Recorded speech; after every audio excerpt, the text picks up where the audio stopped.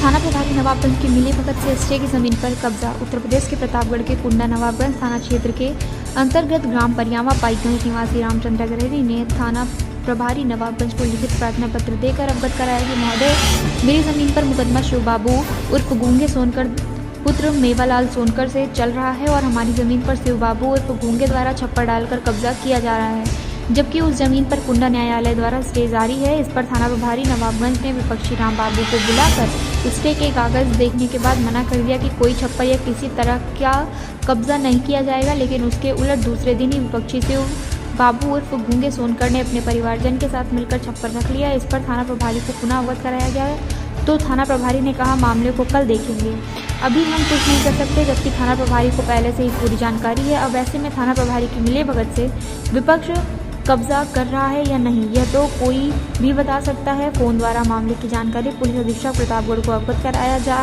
चुका है। अब देखना यह है कि इस पर पुलिस अधीक्षक प्रतापगढ़ क्या कार्रवाई करते हैं। थाना क्षेत्र नवाबगंज के एक गांव में खड़े हैं।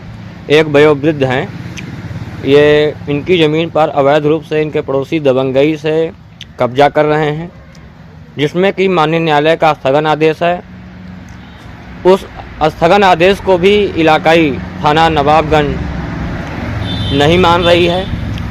ये बुजुर्ग बेचारे बहुत लालच बेपरवाह बने हुए हैं। आइए जानते हैं, क्या नाम है आपका? रामचंद्र।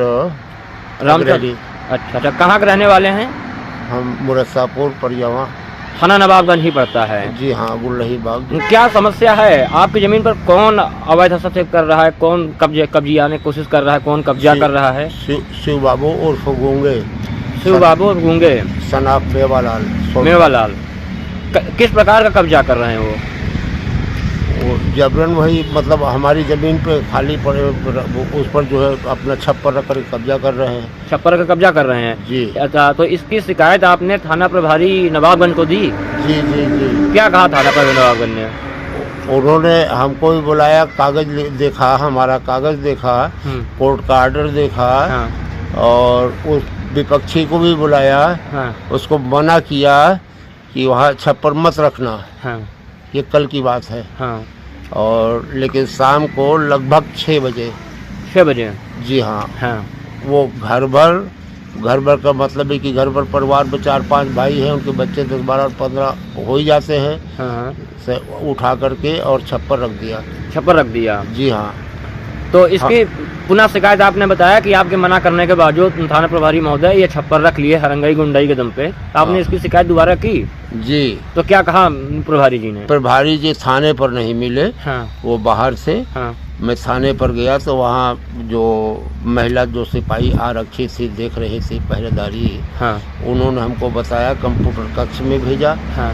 जहाँ पर एक ऑपरेटर बैठे हुए थे, वो मुंशी है कि दरोगा है, मैं नहीं जानता हूँ। हाँ। उन्होंने मेरा नाम पूछा और हमारी समस्या पूछा। हमने समस्या बताई, छप्पर का मामला बताया, गुल्लही बाग का बताया। हाँ। मुरस्सापुर का। उन्होंने तुरंत मेरी बात सुन करके एसओ साहब से फ़ोन करके बात किया और पूरी बात बताई। हाँ। एसओ साहब ने कहा कि जो उनसे कहा हो, बाद में हमको बताया, जो वहाँ कंप्यूटर में बैठे हुए थे, कि एसओ साहब के संज्ञान में है। उन्होंने कहा कि बाबा आप घर जाइए, हम 10 बजे के बाद कल आइएगा तो हम देखेंगे। पुनः क्या हुआ? कुछ हुआ कार्रवाई? तक छप्पर हटाया गया? नहीं, न छप्पर हटाया गया। मेरे जाने के बाद दरोगा जी